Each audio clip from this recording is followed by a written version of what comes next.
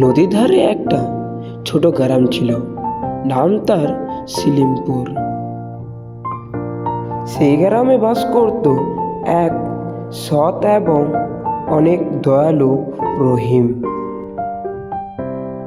রহিমের ছোট ঘরে কেউ বাস করত না, বাস করত শুধু একমাত্র তার বন্ধু কালু। একদিন রহিম কালুকে বাইরে পথে বেড়াতে গিয়ে দেখ বন্ধু দেখ, ওই যে ভিতর ঘোড়াটা যাচ্ছে। এই দেখে গ্রামের বড় বড় লোকজনও আলোচনা করতে লাগলো। বন্ধু, রহিমের ঘোড়াটা তো দৌড়তে পারছে না। রহিম ওই ভীতু ঘোড়াটাকে বিক্রি করে দিতে পারছে না। ওদের ব্যাপার আমাদের না গলিয়ে লাভ নেই। এই বলে তারা সেখান থেকে চলে যেতে লাগলো। এদিকে রহিম, দেখ বন্ধু, তুই যতই খারাপ হোস না কেন, তুই দৌড়তে না পারলেও তোকে দৌড়তে হবে না। তুই যে আমার বন্ধু, তুই আমার কাছেই থাকবি। কালু এতে অনেক খুশি হয়ে সে রহিমের সঙ্গে কোলাকুলি করতে লাগলো। আরে বাস বাস, হয়েছে তো।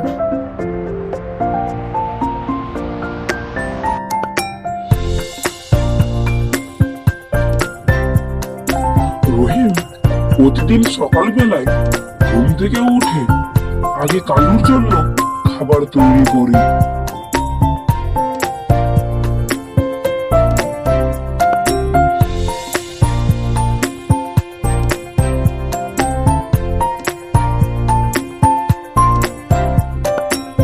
এতে কালুও অনেক মজা করে খাবার খেতে লাগে। বাজারে গিয়ে রহিম মাঠে কাজ করত। কখনো কখনো সে মানুষের বোঝা বইত। যখন যেটা কাজ পেত সেটাই মাথায় পেতে সে কাজটি করত।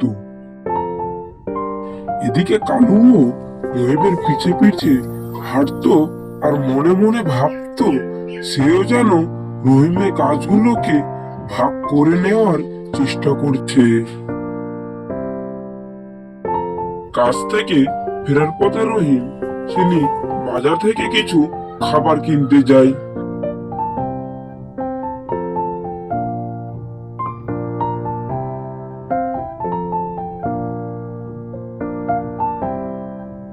রহিম বাড়িতে নিজেই রান্না বান্না করে।